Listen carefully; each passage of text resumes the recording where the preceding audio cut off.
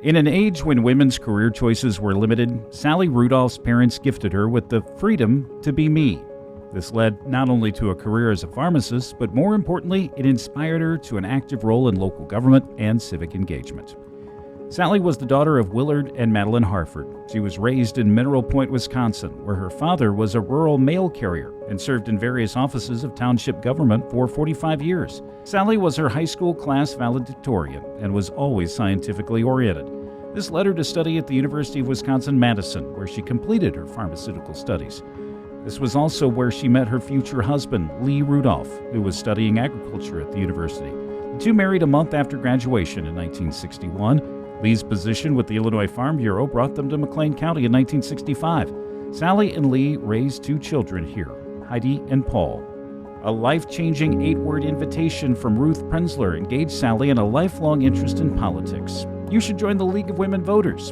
And with that invitation, as Sally said, the rest is history. She joined the League in 1969 and has been an active member ever since. Alice Ebel would suggest that Sally run for the county board.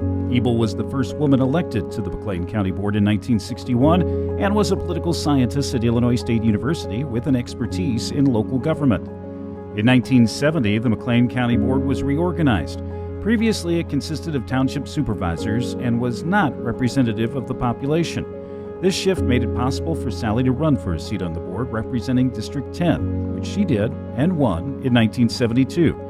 She called county governments in Illinois at the time the unwanted stepchildren of state government.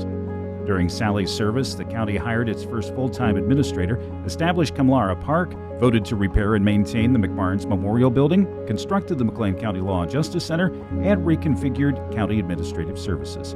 Her tenure on the county board lasted until 1980, when she declined to run for re-election. Sally has also served on the Parklands Foundation Board and on the board of directors for the YWCA.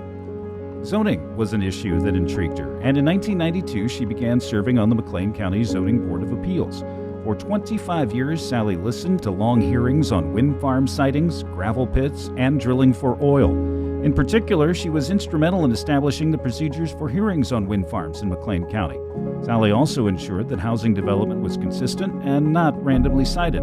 As chair of the Board of Appeals from 1999 through 2016, she worked hard to respect citizens and their voice in the process, noting that coming to a zoning hearing may be the first time people interact personally with local government. We were able to get through these hearings with dignity, she said.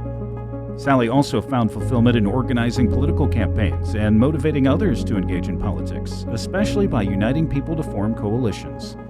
She assisted Carol Wrightan in her races for mayor of Normal and Illinois State Senate, and was especially proud of fighting to zap the caps, which brought together the League, the McLean County Chamber of Commerce, McLean County Farm Bureau, and labor unions to fight against tax caps in McLean County in 1997. McLean County was one of only 9 counties that rejected the referendum to cap taxes.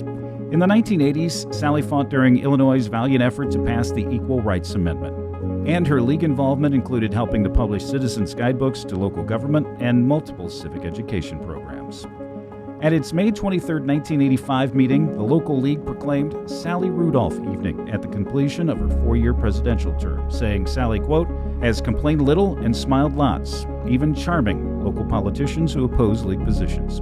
She is a 2006 YWCA of McLean County Woman of Distinction recipient and received the Illinois League of Women Voters Carrie Chapman Catt Award for local leadership and commitment to promoting the civic and educational mission of the League in 2017. Her daughter Heidi attended many meetings with Sally. The political exposure must have rubbed off because Heidi is now the village president of Western Springs in suburban Chicago.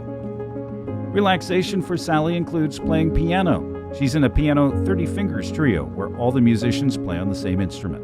The musical influence shows in her son Paul, a vocal music director with Sesame Street, who has 3 Emmys to his credit.